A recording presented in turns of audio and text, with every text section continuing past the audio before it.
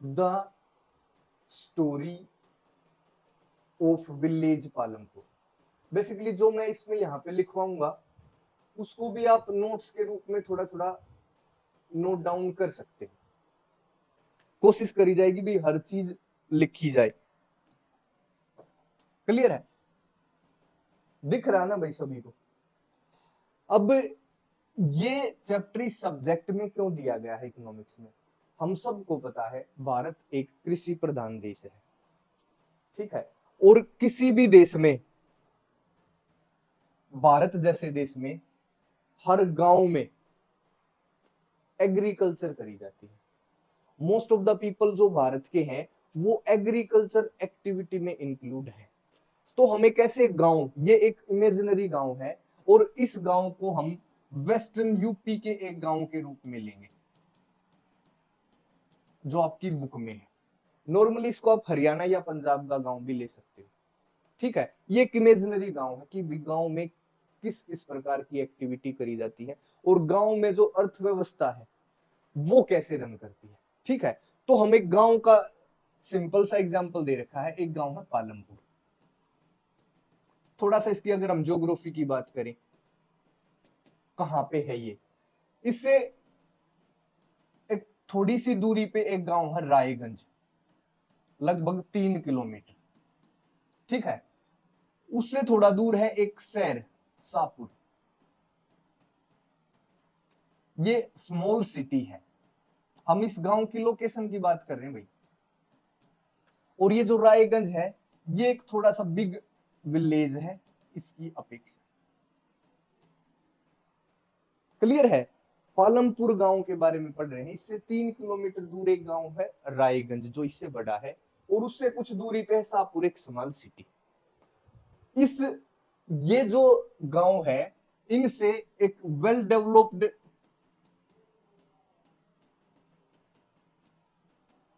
Road से जुड़ा है, यहां पे वेल डेवलप्ड ट्रांसपोर्ट सिस्टम भी है, ठीक है? समझ में आई भाई बात? हम थोड़ा सा इस पालमपुर को ये एक्सप्लेन करने की कोशिश करें भाई कैसा गांव है, ये कहां पर है। इस गांव में लगभग 450 फैमिलीज हैं, ठीक है?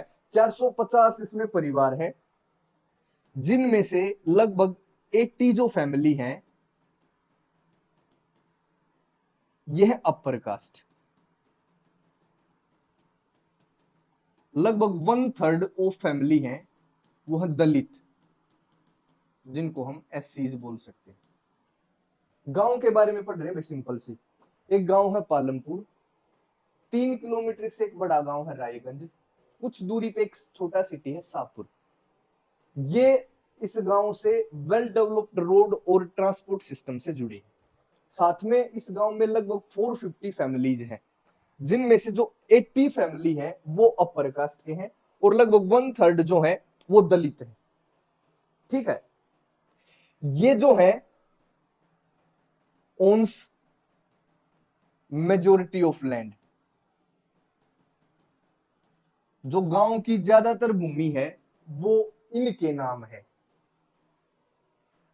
ये बड़े घरों में रहते हैं, large house made with bricks and cement.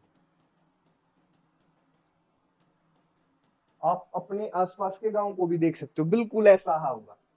जो ये है Dalit, live in one corner of village, ये गांव के किसी कोने में बसे हैं।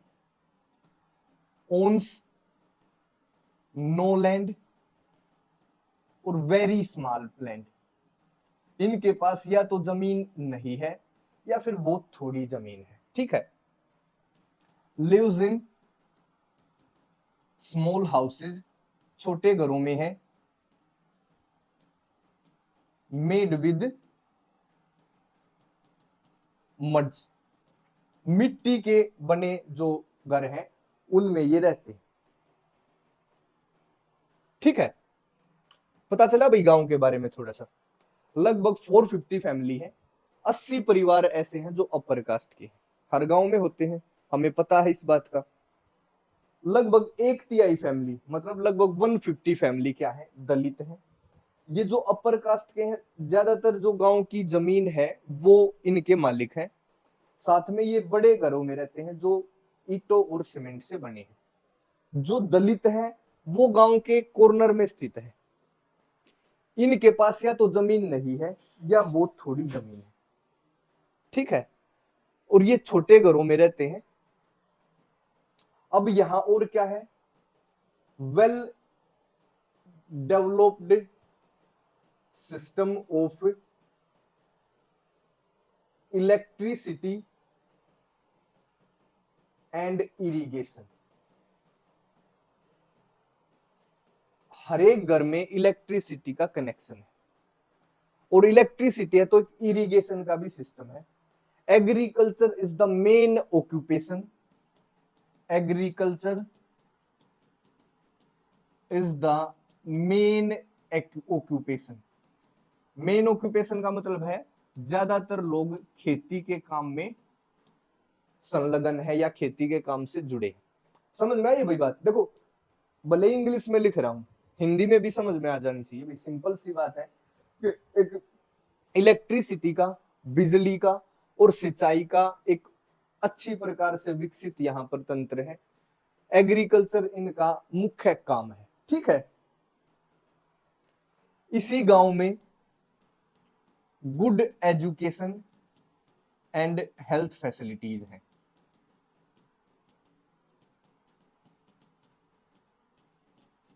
एक काम और भी कर सकते हो भाई, अगर या तो इसको नोट डाउन कर लो, और या फिर एक काम और करो भाई, इसका स्क्रीनशॉट ले लो ताकि उसके बाद इसको दोबारा से लिख सको। मैं थोड़ा सा साइड हट जाता हूं तो यहाँ पे स्क्रीनशॉट आप ले सकते हो इजीली, ठीक है। हम एक इमेजिनरी गांव की बात कर रहे हैं, गांव हमारे जैसा, आप जैसा। आप जब इस गांव की स्टोरी को पढ़ोगे, उसको आप अपने गांव की स्टोरी के साथ मेल करना। हम इसी गांव की बात क्यों कर रहे हैं, या हम किस इस गांव की जिक्र क्यों है भाई इस चैप्टर में? क्योंकि भारत एक ग्राम प्रधान देश है। यहाँ पे ज्यादातर जो जनसंख्या है आज भी गांव में निवास करती है, और लगभग गांव के जो आदमी हैं उनका जो मेन ऑक्यूपेशन है वो है कृषि या एग्रीकल्चर। इस गांव की स्टोरी से हम नॉर्मली बहुत सारे गांव के साथ इसको कंपेयर करेंगे जहां पे एग्रीकल्चर करी जाती है। नॉर्मली हरियाणा, पंजाब और वेस्टर्न यूपी तो इसमें है ही है, तो सारे के सारे गांव ऐसे हैं लगभग, ठीक है। ये पता चल गई भाई। नेक्स्ट चलें। अब यहां पे देखेंगे इकोनॉमिक एक्टिविटीज। इस गांव में क्या क्या काम होते हैं? आर्थिक गतिविधियां। आर्थिक गतिविधियां का मतलब है कि भाई इस गांव के लोग किस किस काम से जुड़े हैं। एक तो है फार्मिंग एक्टिविटीज,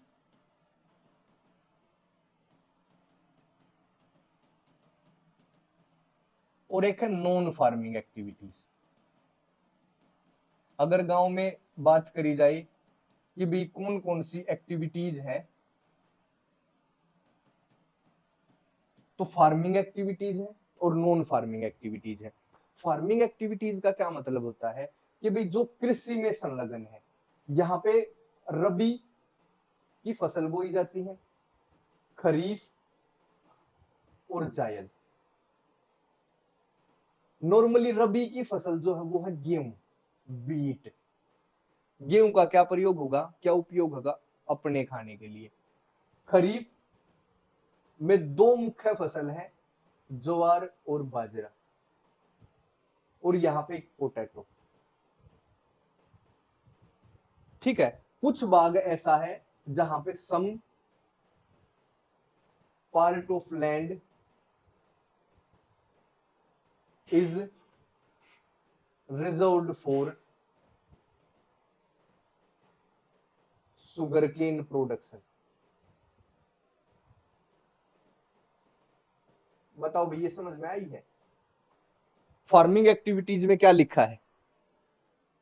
अगर देखो, मान के चलो भी स्क्रीन पे ना दिख रहा, रबी में लिखा वीट, जो नहीं दिखाई दे रहा, वीट WHEAT गेहूं, खरीफ में ज्वार और बाजरा, जायद में पोटैटो, और कुछ भूमि पे गन्ने की खेती करी जाती है। ये होंगी फार्मिंग एक्टिविटीज। अगर हम नॉन फार्मिंग एक्टिविटीज की बात करें, खेती से अलग और क्या क्या काम होते हैं? डेयरी,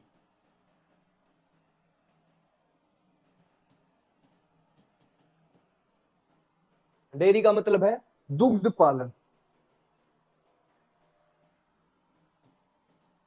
स्मॉल मैन्युफैक्चरिंग, कुछ छोटे मोटे उद्योग धंधे।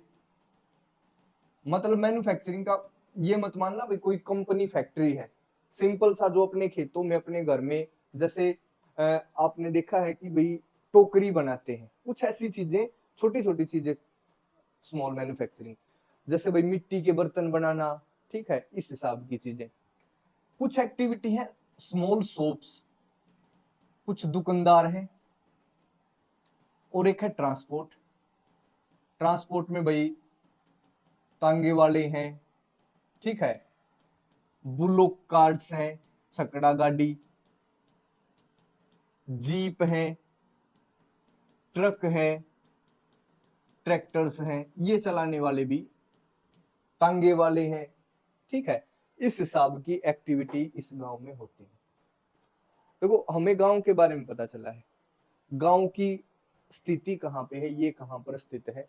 इसके पास ही एक बड़ा गांव रायगंज है, थोड़ी दूरी पे एक छोटा शहर है सापुर, ठीक है।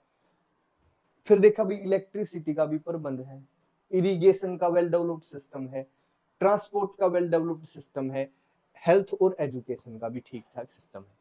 साथ में जब इकोनॉमिक एक्टिविटी का मतलब आया, इकोनॉमिक एक्टिविटी का मतलब होता है आर्थिक गतिविधियां, मतलब पैसे से जुड़ी गतिविधियां। ये पैसा कमाने के लिए क्या क्या काम करते हैं आपको पता है? सबसे इंपॉर्टेंट चीज जीवन के सर्वाइवल के लिए है पैसा। और पैसा तभी अर्न कर सकते हो जब आप या तो कुछ सामान बेचोगे या कोई सर्विस दोगे, ठीक है। तो फार्मिंग एक्टिविटी है, कुछ नॉन फार्मिंग एक्टिविटी है। फार्मिंग एक्टिविटी में बताया कि यहाँ पे रबी, खरीफ और जायद फसलें होती हैं। रबी में वीट, खरीफ में ज्वार बाजरा जो पशुपालन के लिए आवश्यक है, जायद में पोटैटो, ठीक है। और कुछ ऐसा हिस्सा भी जमीन का जो शुगर केन की खेती के लिए इन्होंने ये भाई हाँ इस एरिया में शुगर केन की हम खेती करेंगे। नॉन फार्मिंग एक्टिविटी की बात करें तो इसमें डेयरी है, दुग्ध पालन, दुग्ध बेचना, भाई स्मॉल मैन्युफैक्चरिंग, इसको हम बाद में भी पढ़ेंगे, सोप्स, ट्रांसपोर्ट का सिस्टम। अब है सबसे मेन इंपॉर्टेंट एक्टिविटी होती है प्रोडक्शन। क्योंकि जब तक हम किसी चीज का प्रोडक्शन नहीं करेंगे तो बेचेंगे क्या, और जब तक बेचेंगे नहीं तो फिर क्या होगा, पैसे कहां से आएंगे। तो प्रोडक्शन सबसे मेन एक्टिविटी होगी। हमें कुछ न कुछ प्रोड्यूस करना पड़ेगा जिसको हम बेच के आगे पैसे कमा सकते हैं। सबको पता इस बात का। तो नेक्स्ट जो टॉपिक है उसमें अगर हम देखें वो है फैक्टर्स ऑफ प्रोडक्शन। फैक्टर्स का मतलब भाई प्रोडक्शन में क्या क्या चीजें जरूरी है, ठीक है। फैक्टर्स ऑफ प्रोडक्शन, सबसे पहला फैक्टर लैंड। किसी को डाउट है भाई? कहीं पे भी आपको कोई भी काम करना हो, कोई कुर्सी बनानी है, कुछ और एक्टिविटी करनी है, घर बनाना है, रोड बनाना है, ब्रिज बनाना है, भूमि चाहिए भाई। तो सबसे इंपॉर्टेंट जो फैक्टर है लैंड। इसमें वाटर, भाई पानी भी आ गया इसमें लैंड के साथ, ठीक है। जो भी नेचुरल रिसोर्स है जैसे वाटर है भाई, मिनरल्स है, फॉरेस्ट है, इस हिसाब की क्या आ गई, सारी की सारी चीजें इसमें आ गई। सबसे जब तक हमारे पास जमीन नहीं है, साथ में उसमें पानी, मिनरल्स या फॉरेस्ट नहीं है, तो प्रोडक्शन पॉसिबल नहीं है। तो सबसे पहला जो फैक्टर है प्रोडक्शन के लिए वो है लैंड। जो सेकंड है वो है लेबर। लेबर काम भी तो करने वाला होना चाहिए। जमीन है उस पे काम करने वाला कोई नहीं, तो फिर कैसे काम चलेगा। तो लेबर होनी चाहिए भाई। लेबर भी आपको पता हो दो प्रकार की होती है, एक तो स्किल्ड लेबर जिसमें कुछ न कुछ स्किल है, जैसे घर बनाने वाले हैं, जो घर बनाता है ना वो तो स्किल्ड लेबर है। जो मजदूर होता है ना, जो ईंट पकड़ाता है, वो है अनस्किल्ड लेबर। स्कूल में जाइए, जो टीचर है स्किल्ड लेबर, जो प्रिंसिपल है स्किल्ड लेबर, जो पानी पिला रहे हैं वहां के जो पियोन है, चपरासी वगैरह है, अनस्किल्ड लेबर। तो हर संस्था में स्किल्ड लेबर भी होंगे और अनस्किल्ड लेबर भी होंगे। तो लेबर में दो प्रकार के आदमी हैं, स्किल्ड और अनस्किल्ड लेबर। ये कौन है? जो उस प्रोडक्शन वाली जो एक्टिविटी है उसको पूरा करेंगे। ठीक है। थर्ड, फिजिकल कैपिटल, ये है पूंजी। पैसे भी तो चाहिए, नौकरी करने वाले भी तैयार हैं, जमीन भी है, पैसे नहीं है, हो जाएगा काम? हो जाएगा प्रोडक्शन? नहीं होगा। इस कैपिटल को भी हम दो पार्ट्स में डिवाइड करते हैं, एक तो फिक्स्ड कैपिटल, एक working capital. Fixed capital, fixed, और है वर्किंग कैपिटल। वर्किंग कैपिटल, ध्यान दे भाई ये क्या होते हैं।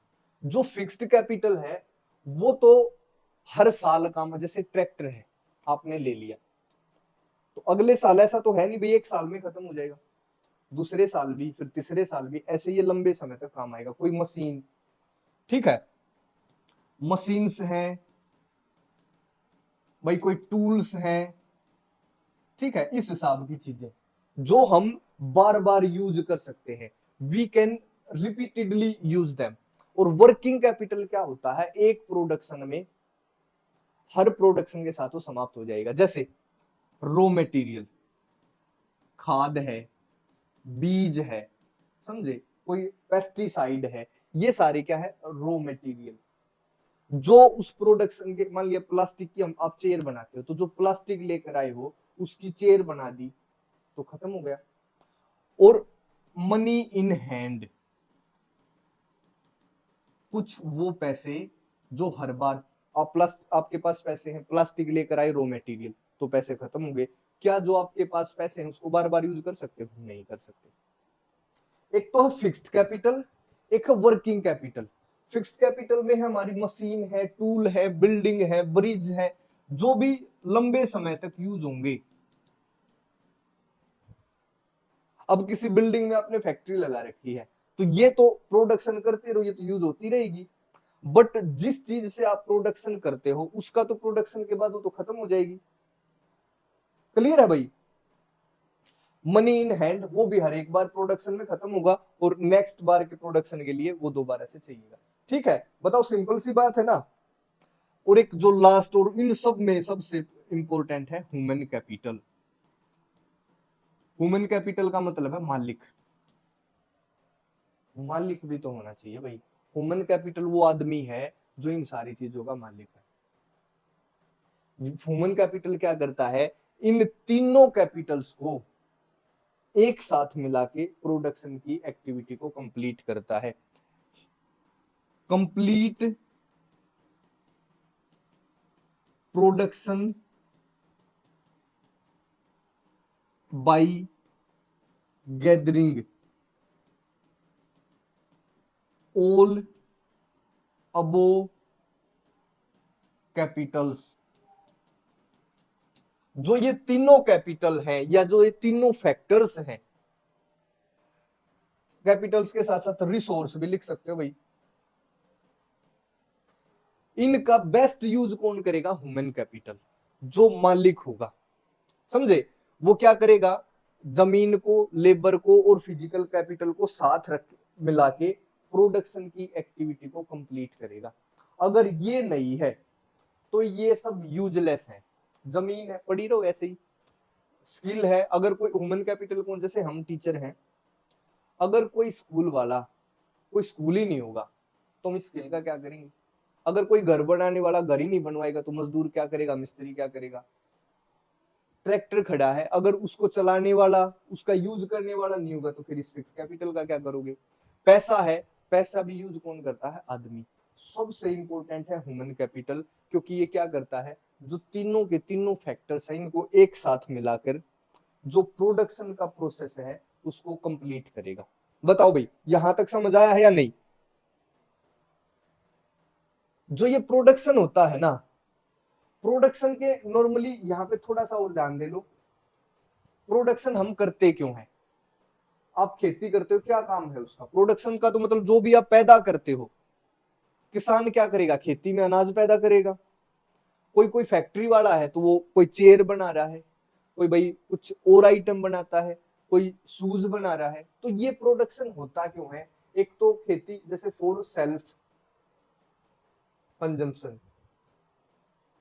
अपने उपभोग के लिए प्रोडक्शन करोगे, और टू सेल इन मार्केट, या फिर मार्केट में बेचने के लिए। दो ही तो काम है भाई प्रोडक्शन के। प्रोडक्शन का क्या काम है? या तो आप अपना यूज करोगे या फिर मार्केट में बेचोगे। इस प्रोडक्शन के चार फैक्टर हैं। पहला है जमीन, लैंड, जिसमें लैंड के साथ साथ लैंड पे ही है वाटर है, मिनरल है, फॉरेस्ट है। मिनरल का मतलब होता है कोई भी धातु, अधातु, ठीक है, जिस भी चीज का हम यूज करते हैं। भाई लेबर है, स्किल्ड लेबर हो सकती है, अनस्किल्ड लेबर हो सकती है। स्किल्ड में जिनके पास कोई स्किल है, अनस्किल्ड में जिनके पास कोई स्किल नहीं है। फिजिकल कैपिटल दो प्रकार की है, फिक्स्ड कैपिटल और वर्किंग कैपिटल। फिक्स्ड का मतलब जो फिक्स है, जिसको हम रीयूजेबल कैपिटल, इसको लिख सकते हैं रीयूजेबल कैपिटल,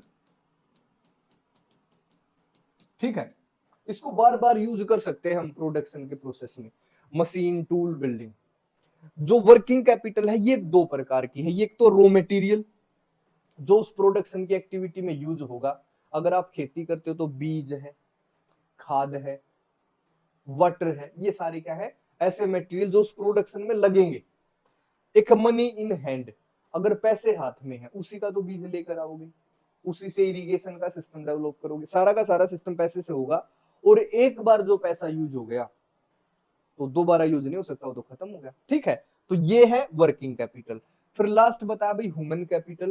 ह्यूमन कैपिटल का मतलब होता है जो इन ऊपर वाले तीनों जो फैक्टर बताए हैं, ये जो तीनों रिसोर्स हैं, ये तीनों प्रकार की जो कैपिटल है, इन सब को जोड़ के प्रोडक्शन का जो प्रोसेस है उसको कंप्लीट करेगा ये, ठीक है। बोलो भाई, यहां तक ध्यान है?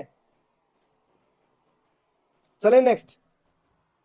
चलो, अब हमें जो भी यहाँ पे एक्टिविटी है ना, उनको थोड़ा सा डिटेल में देखना है। सबसे पहला है एग्रीकल्चर को देखेंगे भाई। एग्रीकल्चर, एग्रीकल्चर के बारे में, क्योंकि यहाँ पे कौन कौन सी एक्टिविटी है? फार्मिंग और नॉन फार्मिंग। फार्मिंग में केवल एग्रीकल्चर है, नॉन फार्मिंग में भी डेयरी वगैरह है। तो हम एग्रीकल्चर को देखेंगे, फिर डेयरी के बारे में देखेंगे, फिर जो स्मॉल मैन्युफैक्चरिंग है, फिर ट्रांसपोर्ट है, सोप्स है, सारी की सारी हमें देखना है। सबसे पहले एग्रीकल्चर पे फोकस करें। ये है मेन एक्टिविटी ऑफ पालमपुर। ये पालमपुर जो गांव है उसकी मुख्य मेन इकोनॉमिक एक्टिविटी भी लिख सकते हो भाई। पालमपुर गांव की जो सबसे मुख्य आर्थिक गतिविधि है वो है कृषि। 75% ऑफ पॉपुलेशन is engaged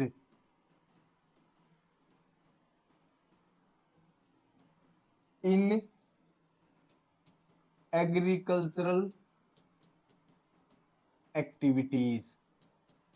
गांव की लगभग 75% जो पॉपुलेशन है वो खेती से जुड़ी है, ठीक है। अब जो खेती करने वाले हैं कौन कौन है? फार्मर्स, और एक है फार्म लेबरर्स। ध्यान दें भाई, कौन कौन खेती करते हैं? एक तो किसान, हु ओन्स देयर लैंड, जिनकी अपनी जमीन है, जो किसी न किसी प्रकार की जमीन के मालिक है। Do agriculture own others land, जिनके पास अपनी जमीन नहीं है, दूसरों की जमीन को किराए पे लेके, या फिर जिनके पास जमीन है वो इनको पैसे देके काम करवाते हैं। ऐसा ही तो होता है लेबर का काम। या तो किसान है जिनकी अपनी जमीन है, या फिर फार्म लेबर है जो खेती में काम करने वाली लेबर है, वो जिनके पास अपनी जमीन नहीं है और साथ में क्या है, दूसरे की जमीन पर जो खेती करते हैं। यहां पे जो फार्मर्स है ना, ये भी दो प्रकार के हैं, स्मॉल फार्मर, दूसरे हैं मीडियम एंड लार्ज फार्मर। ध्यान दे भाई, स्मॉल फार्मर है less than 2 hectare of land, जमीन 2 हेक्टेयर से कम है जिसके पास, वो है small farmer. Medium and large more than 2 hectares of land. Large की भी, मीडियम की 2 से 5 है और लार्ज है वो उससे भी ऊपर। क्लियर है? कुछ ऐसे किसान हैं जिनकी लगभग 2 हेक्टेयर जमीन है और कुछ ऐसे किसान हैं जिनके पास 2 से ज्यादा हेक्टेयर ऑफ लैंड है। ठीक है, यहां तक ठीक है अभी एग्रीकल्चर के बारे में। अब इसके बाद देखें,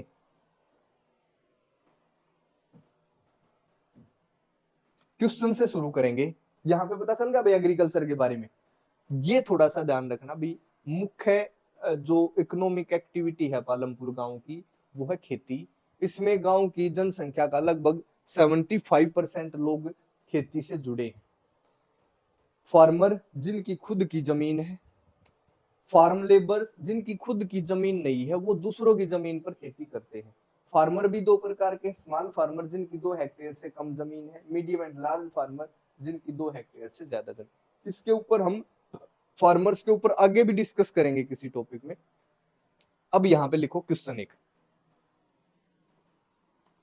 क्वेश्चन से शुरू करेंगे भाई। क्या क्वेश्चन है, लिखे, हाउ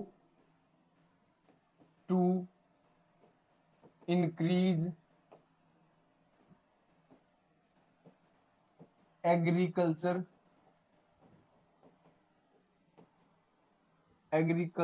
प्रोडक्शन।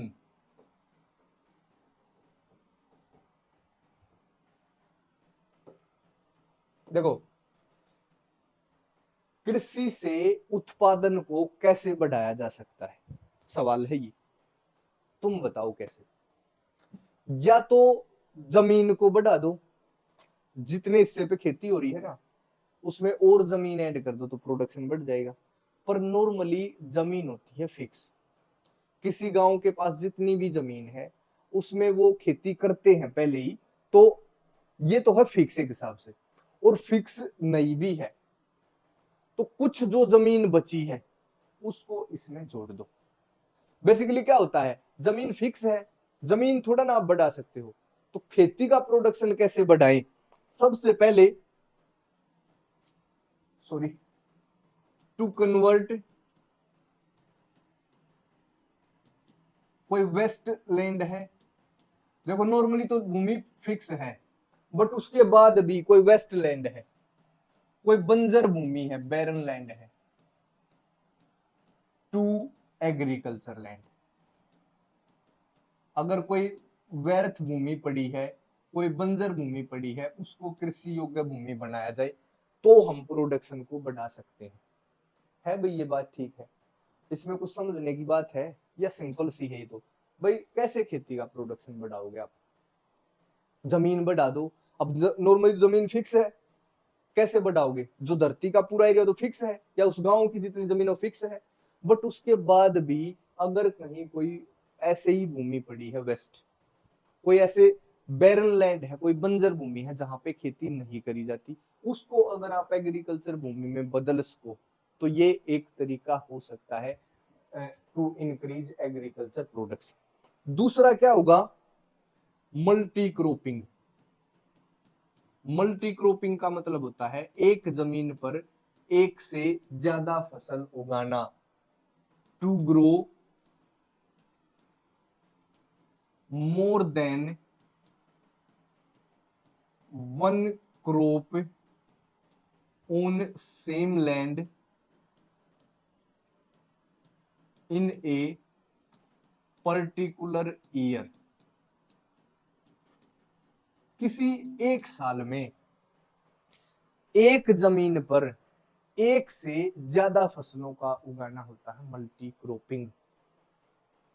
मान लिया किसी गांव में ऐसा है कि भाई एक साल में एक ही फसल हो रही है, तो प्रोडक्शन कैसे बढ़ेगा भाई, एक से ज्यादा फसल। अब क्या इस पालमपुर गांव में मल्टी क्रॉपिंग हो सकती है? मल्टी क्रॉपिंग के लिए क्या चाहिएगा? एक तो जमीन चाहिए, जमीन तो है, दूसरी सबसे इंपॉर्टेंट है इरिगेशन। और हमने शुरुआत में पढ़ा था कि वहां पे इलेक्ट्रिसिटी का ठीक ठाक कनेक्शन है और इसके कारण well developed system of irrigation है। उस well developed system of irrigation के कारण पालमपुर के जो आदमी है वो मल्टी क्रॉपिंग कर सकते हैं। हमने ये भी बताया था भी रबी की फसल लिखा था ना, वीट, खरीफ, जवार, बाजरा, ठीक है, पोटैटो, फिर कुछ पार्ट शुगर केन के लिए। क्यों हुआ ऐसा? क्योंकि यहाँ पे सिंचाई की अच्छी व्यवस्था है। क्लियर है, सिंपल सी बात है। और ये हमने बता दिया। तीसरा है और एक तरीका, मॉडर्न फार्मिंग मेथड्स, आधुनिक कृषि तकनीक, मेथड्स, या फिर इसको टेक्निक्स भी लिख सकते हैं। आधुनिक खेती के तरीके और तकनीक क्या क्या? Use of HYV seeds. अब पूछोगे जी ये HYV क्या लिख दिया? इसकी एक तो यहाँ पे फुल फॉर्म लिख लो, हाई यील्ड वैरायटी, इसके सीड्स HYV सीड्स। ये वो सीड है, बीज है वे, जो प्रत्येक बीज इसका नॉर्मल बीज से ज्यादा प्रोडक्शन करेगा। हम चलेंगे 1960 के टाइम पे। उस टाइम पे भारत में हरित क्रांति का दौर था, ग्रीन रिवॉल्यूशन। ग्रीन रिवॉल्यूशन क्यों बोला जाता है? क्योंकि हमने उस समय खेती की पैदावार को एकदम से बहुत ज्यादा बढ़ा दिया था, प्रोडक्शन को। उस प्रोडक्शन को बढ़ाने का कारण था HYV, हाई यील्ड वैरायटी के सीड्स। इन बीजों की क्या खासियत है? ये बीज जहां भी उगाए जाएंगे तो वहां पे ये प्रोडक्शन ज्यादा देंगे। होता नहीं भी बीज में फर्क, कोई अच्छा बीज है, कोई खराब बीज है। तो ये उस हाई क्वालिटी के बीज हैं जिन जो ज्यादा प्रोडक्शन हमारे लिए कर सकते हैं। Use of modern farming methods, और इसमें सबसे इंपॉर्टेंट है हाई यील्ड वैरायटी के सीड्स, जो हमने ग्रीन रिवॉल्यूशन के टाइम पे, ठीक है। Use of pesticides and chemical fertilisers. पता है क्या होते हैं ये? जो खाद होते हैं, जो ये यूरिया डालते हैं ना खेतों में, ये पेस्टिसाइड, कुछ भाई कोई बीमारी ना हो उसको मारने की दवाई, उसको खत्म करने की दवाई, कोई कीड़ा लग गया उसकी दवाई, ठीक है। मोर इरिगेशन, और ज्यादा सिंचाई। ध्यान से सुनना भी मैं क्या लिखना चाह रहा हूं। 1960s में, उससे पहले पता है भारत में एक समस्या थी भाई, हम अपना जितना जरूरी है उतना अन्न पैदा नहीं कर पा रहे थे। हमारी पैदावार उतनी नहीं थी कि भाई हम उतना अन्न पैदा कर सके जितनी हमें जरूरत है। सॉरी, तो ये टेक्निक आती है हाई यील्ड वैरायटी के सीड्स हमने बारी किसी देश से एक्सपोर्ट इंपोर्ट करे, यूएसए से, अमेरिका से। और इनकी खासियत क्या थी? जब ये बीज आप बोओगे तो प्रोडक्शन गारंटीड बढ़ेगा। हमारा प्रोडक्शन कई गुना बढ़ा। बट इन बीजों में एक तो आपको पेस्टिसाइड और फर्टिलाइजर्स की जरूरत थी, ये आपको खाद ज्यादा मारना पड़ेगा, खाद का यूज ज्यादा करना पड़ेगा, पेस्टिसाइड्स का यूज ज्यादा करना पड़ेगा, और साथ में और ज्यादा सिंचाई करनी पड़ेगी। अब प्रॉब्लम क्या है ये ध्यान है भाई, ठीक है, पहले यहां तक देख लो, ये तरीका है। अब इसके बाद एक और टॉपिक आता है सस्टेनेबिलिटी ऑफ लैंड, वहां पे मैं समझाता हूं problem. Sustainability of land, sustainability का मतलब होता है निरंतरता।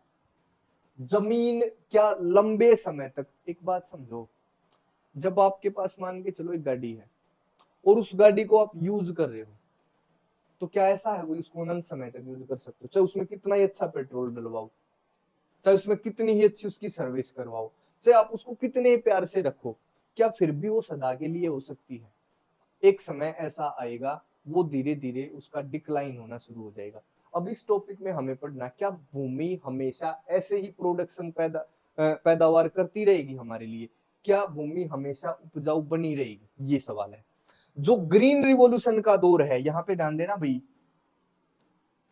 इन बीजों के कारण हमें ज्यादा सिंचाई करनी पड़ी भाई। उसके बाद ये देखो यहां पे लिखे मॉडर्न फार्मिंग मेथड्स या use of HYV seeds. Modern farming method में क्या करा था हमने? HYV सीड्स का ही तो प्रयोग करा था। Resulted into the into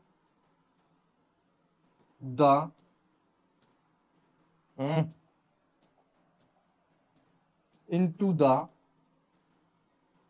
decline of fertility of land and, और क्या हुआ? एक तो इससे जो हमारी भूमि है उसकी फर्टिलिटी में कहीं ना कहीं कमी आई, एंड वाटर डिप्लीशन। देखो जब हम सिंचाई करते हैं तो पानी कहां से आता है? जमीन से। जो ये HYV, एक बार तो इन्होंने बहुत ज्यादा प्रोडक्शन कर दिया, उस टाइम पे हमें नहीं पता था इनके कुछ नेगेटिव प्रभाव भी होंगे, बट धीरे धीरे जो जमीन की उपजाऊ शक्ति है वो कम होने लगी। धीरे धीरे जो ग्राउंड लेवल है वाटर में का, जो ग्राउंड में लेवल है अंदर भूमि के नीचे, वो क्या होने लगा? नीचे। पहले हो सकता हम 20 फीट नीचे पानी है, और जितनी ज्यादा इरिगेशन करोगे तो 20 से वो 30 फीट हो जाएगा, 40 फीट हो जाएगा, और आज तो 200 फीट पानी है नीचे। अगर आपको ट्यूबवेल लगाना तो 200 फीट उसको नीचे तक जाना पड़ेगा। ठीक है, ये जो टेक्निक्स है ना, इनके नेगेटिव प्रभाव बाहर निकल कर आए। एक तो भाई जो भूमि है उसकी उपजाऊ शक्ति कम हुई, साथ में जो जल स्तर है, भूमि का जो जल स्तर है वो कहीं ना कहीं डिप्लीशन हुआ। ठीक है, और इसमें एक और भी चीज है इन HYV की, आपको हर साल मान के चलो इस साल प्रोडक्शन हो गया आपका 200 वैसे ही मान लो, और अगले साल भी अगर आपका 200 आपको चाहिए है ना, तो अगले साल इसमें और पेस्टिसाइड और केमिकल फर्टिलाइजर चाहिएंगे, और थोड़ी ज्यादा इरिगेशन चाहिए। शुरुआत में मान लिया अपना प्रोडक्शन था 50, इनके आने से होगा वो 200, बट आगे every coming year to maintain the same production as last year we have to use more chemical fertiliser and pesticides along with irrigation. अगर हमें आने वाले सालों में उतना ही प्रोडक्शन चाहिए है तो हमें ज्यादा केमिकल फर्टिलाइजर यूज करने पड़ेंगे। अपने पिताजी से पूछो, जिस गेहूं की खेती के लिए उसको 4 कट्टे खाद के लग रहे हैं ना, तो 2-3 साल के बाद वो 5 कट्टे, प्रोडक्शन उतना ही रखने के लिए भी। और जो ये केमिकल फर्टिलाइजर और पेस्टिसाइड्स हैं, ये सैकड़ों बीमारियों का कारण है अलग। आप पूछना घर पे कि आज से 30-40 साल पहले आपके अगर दादाजी हैं, जीवित हैं, वो आप सौभाग्यशाली हो, उनसे पूछना कि दादाजी क्या तुम्हारे टाइम में भी कैंसर की बीमारी थी? तो बोलेंगे नहीं। क्यों भाई? क्योंकि ये यूज करना शुरू कर दिया हमने। शुरुआत में ठीक है, हमारे यहाँ पे प्रोडक्शन नहीं होता था भाई, अपना पेट भरने के लिए हमें जरूरी था प्रोडक्शन को बढ़ाना, बट जिस टेक्निक का हमने यूज करा शुरुआत में तो बहुत शानदार इसके रिजल्ट रहे, बट धीरे धीरे इसके जब नेगेटिव इम्पैक्ट पड़ने शुरू हुए तो हमें पता चला कि भाई इसमें है ना हर साल हमें ज्यादा केमिकल फर्टिलाइजर्स का यूज करना पड़ेगा, हर साल ज्यादा इरिगेशन, पानी की सिंचाई की जरूरत पड़ेगी।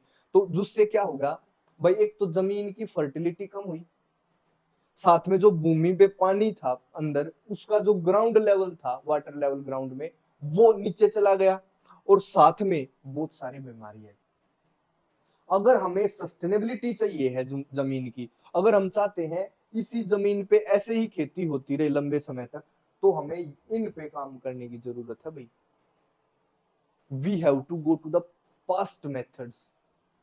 कम से कम आप और हम, देखो क्यों किताबों में है ये बातें, ये ऐसा नहीं भी 9th को पास करवाने के लिए है भाई, तुमने रट लिया पालमपुर गांव 450 फैमिली रायगंज सापुर, ऐसा नहीं है।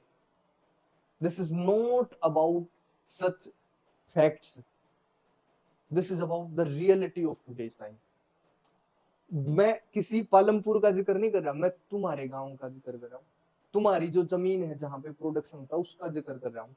तुम्हारे जो बीज हैं वो HYV बीज हैं आज, जिनके लिए ज्यादा सिंचाई की जरूरत है, जिनके लिए केमिकल फर्टिलाइजर और पेस्टिसाइड्स की जरूरत है, जो हमारे शरीर में ये सैकड़ों बीमारियों का कारण है। धीरे धीरे जमीन से जो पानी है वो धीरे धीरे खत्म हो रहा है, धीरे धीरे जमीन की फर्टिलिटी कम हो रही है, और हमने आने वाले हर साल हमें ज्यादा से ज्यादा फर्टिलाइजर्स का यूज करना पड़ रहा है। ये किसी और जगह की बात नहीं बेटा, ये है हमारे और तुम्हारे घर की। तुम्हें पढ़ाने का मकसद ये है कि भाई तुम इस विषय पे कोई स्टेप लो, अपने पेरेंट्स को भी समझाओ और साथ में खुद भी समझो। खेती के तरीके बदलने पड़ेंगे, अदरवाइज समय खराब आ जाएगा फिर। ठीक है, सस्टेनेबिलिटी ऑफ लैंड समझ आ गई भाई, ये है। इसमें नेक्स्ट पे चले फिर, distribution of land in Palampur. Distribution of land in Palampur. Palampur गांव में जमीन कैसे डिस्ट्रीब्यूट कर रखी है, कैसे जमीन का डिस्ट्रीब्यूशन है, ये देखना भी। 1/3 आर लैंडलेस। लगभग 1/3 लोग ऐसे हैं पालमपुर गांव में जिनके पास कोई भी जमीन नहीं है। ठीक है, simple. 240 families are small farmers. Small farmers का पता है, जिसकी जमीन 2 एकड़ से कम है। ठीक है, 60 families are medium and large farmers. ठीक है, लगभग 60 ऐसे परिवार हैं जिनको हम मीडियम और लार्ज या बड़े किसानों की संज्ञा दे सकते हैं, जिनकी यहाँ पे है लेस देन 2 हेक्टेयर, जिनके पास जमीन है 2 हेक्टेयर से कम। हेक्टेयर है भूमि को मापने की यूनिट, जैसे अपने आसपास के एरिया में है एकड़। ठीक है, इससे बड़ी यूनिट होती है हेक्टेयर। तो 240 फैमिली ऐसे हैं जिनके पास 2 एकड़ से कम जमीन है, और 60 परिवार ऐसे हैं जिनके पास मीडियम और लार्ज है, वे 2 एकड़ से ज्यादा जमीन है। वो थोड़े ऐसे परिवार हैं जिनके पास 10 एकड़ से ज्यादा जमीन है, 10 हेक्टेयर से ज्यादा जमीन है, कोई इक्का दुक्का आदमी है। ठीक है, तो जमीन का तो होगा अपना ये सारा इस सिस्टम में। अब है who provide the labour. Labour कहां से आ रही है काम करने के लिए? जमीन का तो पता चलेगा अभी पालमपुर में है, जमीन तो है, अब लेबर कहां से आ रही है? जो स्मॉल फार्मर्स हैं,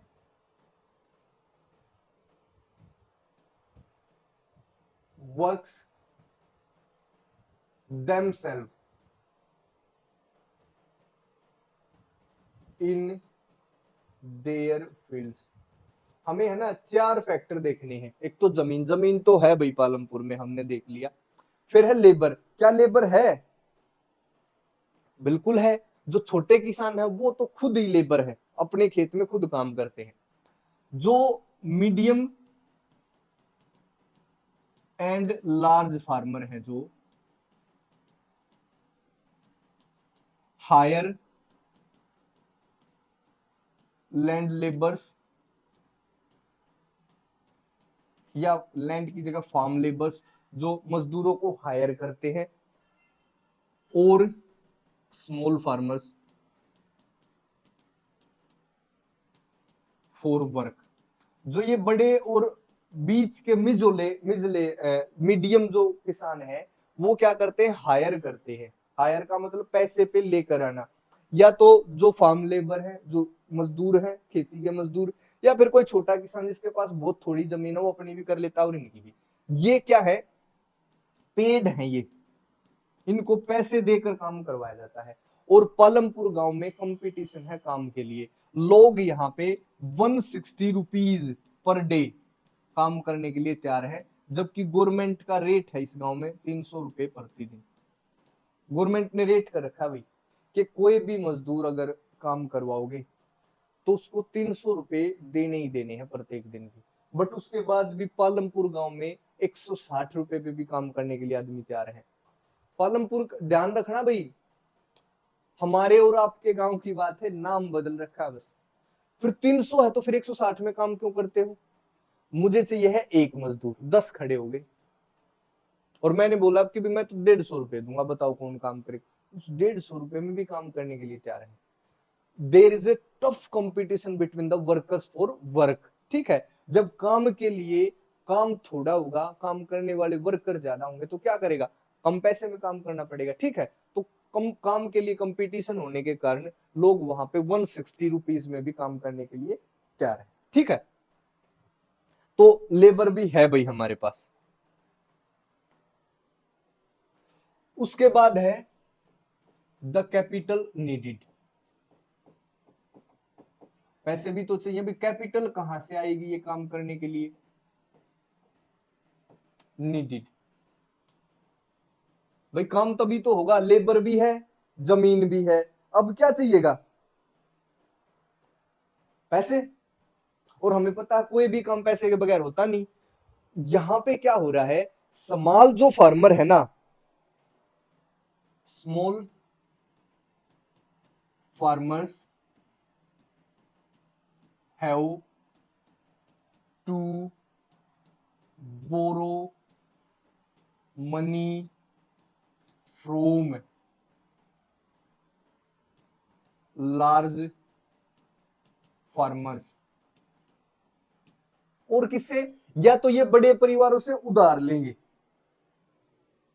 ठीक है, कोई विलेज मनी, जो गांव में, पता कई आदमी ये होते हैं जो गांव में ये पैसे देने का काम करते हैं, लेंडर्स, ट्रेडर्स एटसेट्रा। जो छोटे किसान हैं उनको खेती के लिए भी क्या करना पड़ता है, धन को बोरो करना पड़ता है, उधार लेना पड़ता है। बड़े किसानों से, कोई जमींदार है भाई, कोई साहूकार है, कोई व्यापारी है, उनसे ये पैसे उधार पे लेते हैं और तब काम शुरू करेंगे। ठीक है, जो लार्ज या जो मीडियम और लार्ज है,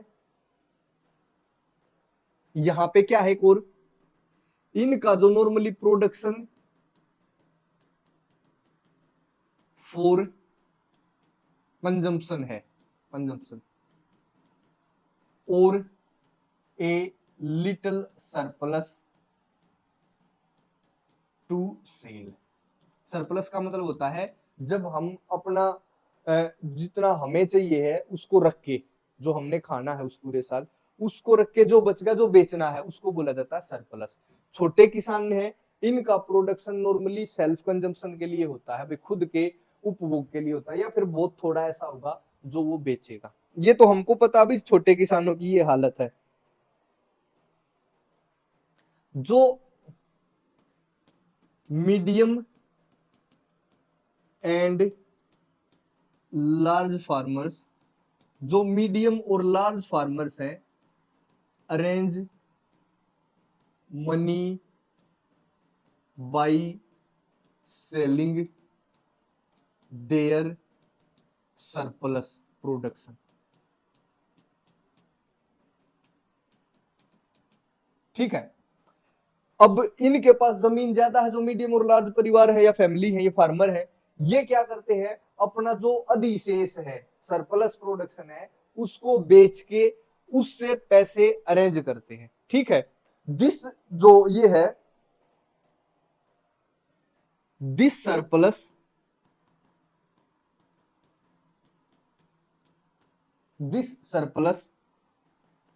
arrange money for farming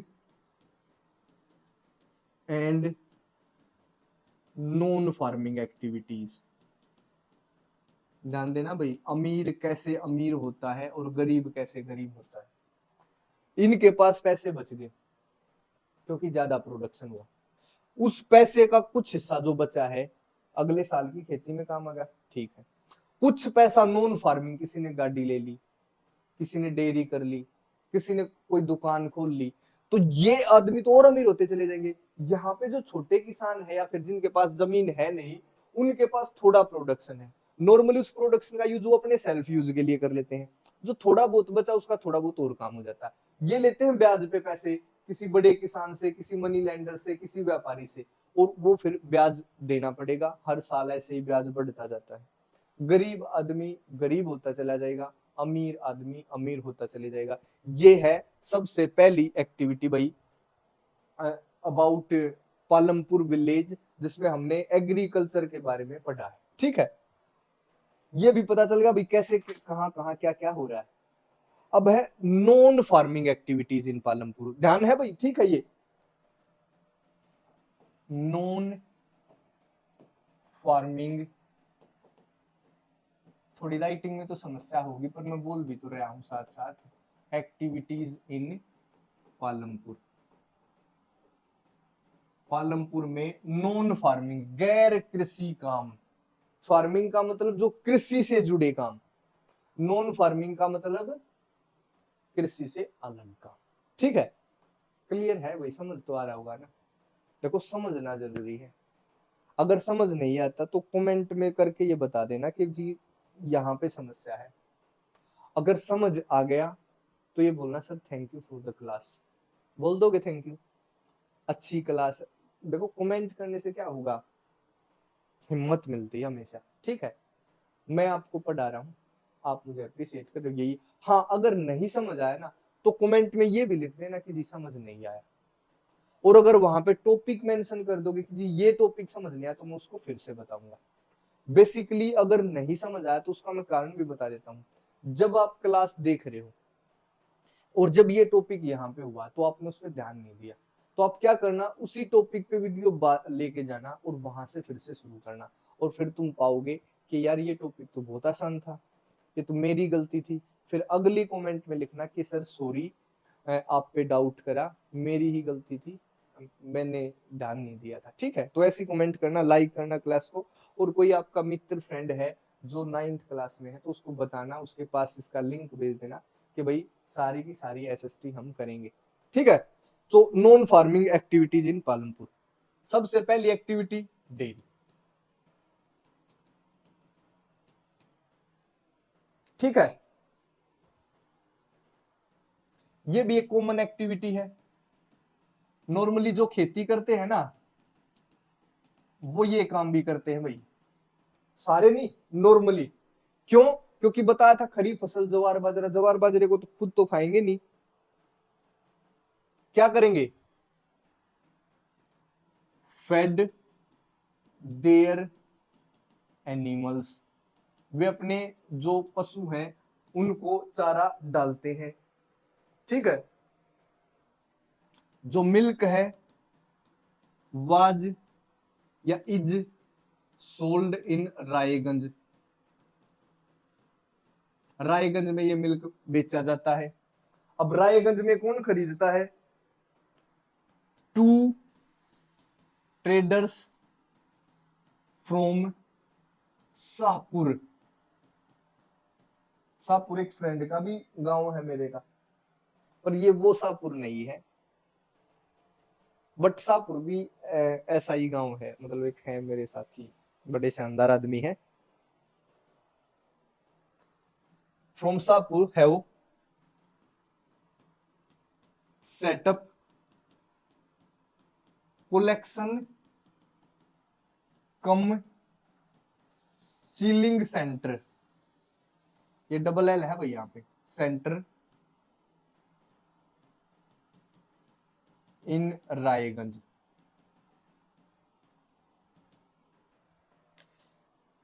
Shahpur शहर से 2 ट्रेडर जिन्होंने रायगंज में एक सेंटर खोल रखा, कलेक्शन कम चिलिंग, मतलब वहां पे कलेक्ट करते हैं दूध को। नॉर्मली जो भी डेयरी का काम करता है पालमपुर में, वो अपना दूध बेचता है जाके रायगंज में। रायगंज में एक ऐसा कलेक्शन कम चिलिंग सेंटर, मतलब जहां पे कलेक्ट करा जाता है और वहां पे ठंडा रखा जाता है। चिलिंग का मतलब है ठंडा रखने के लिए। कोई भी चीज अगर उसको लंबे समय तक चलाना तो ठंडी रखनी पड़ेगी। तो ये जो 2 ट्रेडर है, इन्होंने रायगंज में चिलिंग सेंटर भी खोल रखा है, ठीक है। और this milk is transported to other cities and towns. Transported या इज सोल्ड भी लिख सकते हो, यहाँ पे बेचा जाता है, यहाँ पे वहां पे भेजा जाता है।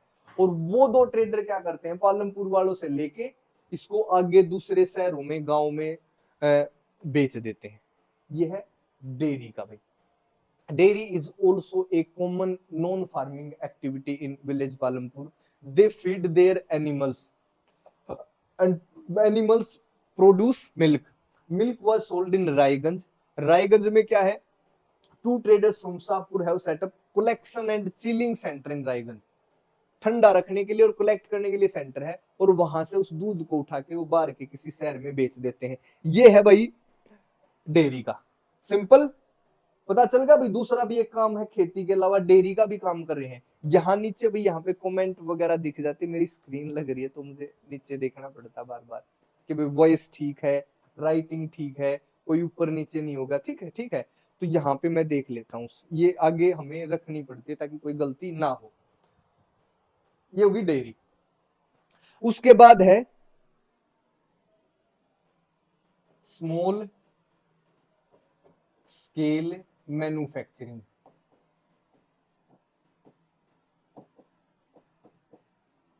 छोटे स्केल पे मैन्युफैक्चरिंग, चीजों का बनाना। छोटे स्केल का मतलब शहरों जैसा नहीं भाई। इसमें अगर हम बताएं less than 50 peoples are engaged, मतलब 50 से भी कम आदमी इस मैन्युफैक्चरिंग के काम में हैं। Carried out on small scale and with small, ठीक है, सिंपल लिख ले, simple machinery and methods normally done in house or field, FIELD, by family labor। देखो क्या लिख दिया, लगभग 50 आदमी हैं जो इस मैन्युफैक्चरिंग का काम। मैन्युफैक्चरिंग का देखो, टोकरी देखी है भाई जिसमें आप चारा वगैरह डालते हो, वो एक मैन्युफैक्चरिंग है। बर्तन देखे हैं, ये एक मैन्युफैक्चरिंग है। तो बहुत थोड़े आदमी ऐसे भी हैं पालमपुर में, 50 से कम, जो मैन्युफैक्चरिंग की एक्टिविटी में काम करते हैं। बट ये वो मैन्युफैक्चरिंग नहीं है जो शहरों में होती है, शहरों की तरह नहीं है, स्मॉल स्केल पे है, सिंपल मेथड्स का यूज करके, सिंपल मशीनरी का यूज करके, ठीक है। ये एक्टिविटी ऐसी या तो घर पे ही कर लेते हैं आदमी, या फिर अपने खेतों में। और इसमें फैमिली लेबर, जो परिवार के आदमी है ना, वही काम कर रहे हैं। ऐसा नहीं भाई बाहर से इन्होंने लेबर लगा रखी, नहीं, जो काम परिवार के सदस्य कर सकते हैं इतना ही काम यहाँ पे करा जाता है इसमें, स्मॉल स्केल मैन्युफैक्चरिंग में। ठीक है, उसके बाद है द शॉपकीपर्स, रेड में ही लिख देता हूँ, द शॉपकीपर्स। शॉपकीपर्स का मतलब पता होगा, पैसे लिए कि पापा पैसे दे दो, दुकान पे जाना है, तो ये वही दुकानदार है। वेरी फ्यू पीपल, बहुत थोड़े लोग हैं या फिर बहुत कम दुकानें हैं, कुछ ही लोग हैं जो इसमें हैं। ठीक है, बाई ये क्या करते हैं, वेरियस गुड्स फ्रॉम सिटीज या फिर from Shahpur on wholesale price and sold in Palampur. Example अगर हम करें, जैसे कोई जनरल स्टोर, ये क्या करते हैं, शाहपुर से होलसेल के रेट में वस्तुएं लाएंगे और वहां पे गांव में बेच देंगे। ऐसा ही तो करते हैं दुकानदार, शहर से खरीदा 10 रुपए किलो, गांव में बेच दिया 15 रुपए किलो। ठीक है, तो पालमपुर में भी क्या बहुत थोड़ी दुकानें हैं, जो दुकानदार हैं वो शहर से वस्तुएं खरीदेंगे होलसेल रेट पे। होलसेल रेट का मतलब है भाई ज्यादा क्वांटिटी में खरीदेंगे तो सस्ती पड़ जाएगी, फिर उसको गांव पालमपुर में बेच देंगे। जैसे जनरल स्टोर जहां पे चीनी, गुड़ या खाने की और वस्तुएं मिलती हैं, तो ऐसा काम यहाँ पे होता है। ठीक है भाई, और कुछ परिवार जो कहीं पे बस स्टैंड वगैरह के नजदीक हैं, जैसे मान लिया यहाँ पे ये रोड है और यहाँ पे किसी का कोई परिवार है, तो उन्होंने अपने घर की एक इतनी सी जगह को यहाँ पे दुकान के रूप में यूज कर लिया, तो ये है नॉर्मली ये स्मॉल जो शॉपकीपर्स है। और जो सबसे लास्ट काम है वो है ट्रांसपोर्ट का। ठीक है, ट्रांसपोर्ट, और इसके आगे अगर तुम बुक में देखोगे तो एक लाइन और लिख रखी है, क्या है, ए फास्ट डेवलपिंग सेक्टर। आप भी अपने आसपास भी देख लो, पिछले कुछ सालों में ट्रांसपोर्ट की एक्टिविटी हमारे गांव में, हमारे आसपास के एरिया में बढ़ी। ठीक है, तो ये है भाई वैरायटी ऑफ व्हीकल्स,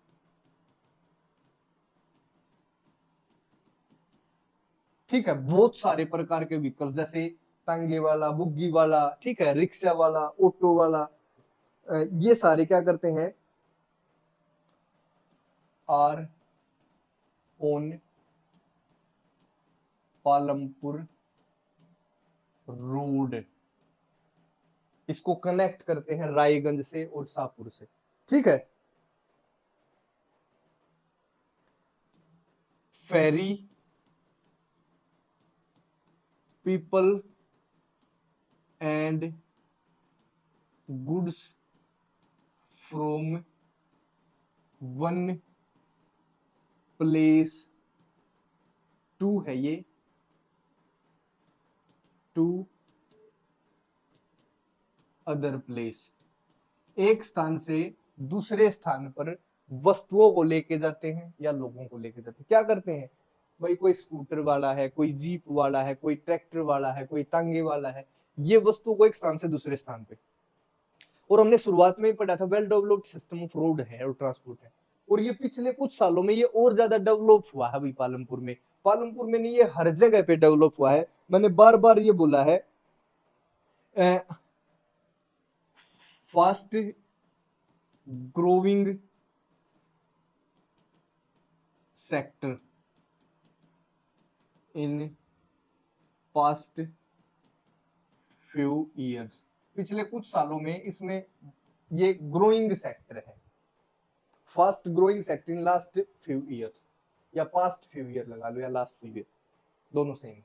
ठीक है, तांगे वाला, रिक्शा वाला, जीप वाला, ट्रक वाला, ये क्या है, ये लोगों को और सामान को एक स्थान से दूसरे स्थान पर ट्रांसपोर्ट करते हैं, और बहुत सारे कई प्रकार के व्हीकल्स हैं, और ये पिछले कुछ सालों में जो ट्रांसपोर्ट है ये फास्ट ग्रोइंग सेक्टर है इन पालमपुर में। This is all about the story of the village Palampur. फिर से ध्यान रखें, ये किसी पालमपुर गांव की नहीं, ये हमारे और आपके गांव की कहानी है। आप अपने गांव से इसको कंपेयर करो तो देखोगे कि सारी की सारी एक्टिविटी आपके गांव में भी है। कुछ लोग खेती कर रहे हैं, कुछ डेयरी कर रहे हैं, कुछ ट्रांसपोर्ट में, कोई रिक्शा चला रहा है, कोई गाड़ी चला रहा है, ठीक है, कोई दुकानदार है, कोई अपने घर में कुछ मैन्युफैक्चर कर रहा है। ऐसे ही जमीन है गांव में भी, देखो कुछ लोगों के पास ज्यादा जमीन है, कुछ लोगों के पास ना के बराबर या बिल्कुल जमीन नहीं है। कुछ अमीर आदमी हैं जिनके बड़े बड़े घर हैं, कुछ गरीब आदमी हैं जो गांव के एक कोने में बसे हैं, जिनके पास जमीन नहीं है, ठीक है, वो सिर्फ अपना लेबर का काम करते हैं। जो अमीर है वो मीडियम और लार्ज फार्मर्स हैं, उनके पास हर साल सरप्लस ज्यादा हो जाता है, जिसको बेच के वो नेक्स्ट ईयर के लिए खेती का प्रबंध, उसके लिए पैसों का प्रबंध, और साथ में कुछ नॉन फार्मिंग एक्टिविटी में भी इन्वेस्ट करते हैं। जो गरीब है उनके लिए अपना घर चलाना भी एक चैलेंज होता है। ये पालमपुर की नहीं, ये तुम्हारे और मेरे गांव की बात है। और मुझे उम्मीद है भाई ये चैप्टर आपको बिल्कुल अच्छे से समझ आया होगा, और बताया है, लिख लेना अगले से अगले मंडे को, ठीक है, 15 दिन बाद एक चैप्टर, हर 15 दिन में एक चैप्टर, इसको अच्छे से याद कर लेना। मैंने सारा का सारा लिखवा दिया। बुक भी पढ़ना, उसमें एक दो स्टोरी भी दे रखी है कि भाई कोई गरीब परिवार की कोई स्टोरी है तो उसको पढ़ लेना, बस ऐसे, उससे कोई सवाल नहीं पूछा जाता, वो हमने एक्सप्लेन कर लिए यहाँ पे सब कुछ। तो वो स्टोरी बुक भी पढ़ना है, साथ में नोट्स पढ़ने और बनाने हैं, और वीडियो को लाइक कमेंट और शेयर करना, ठीक है। अगली क्लास तक के लिए थैंक यू, बाय बाय।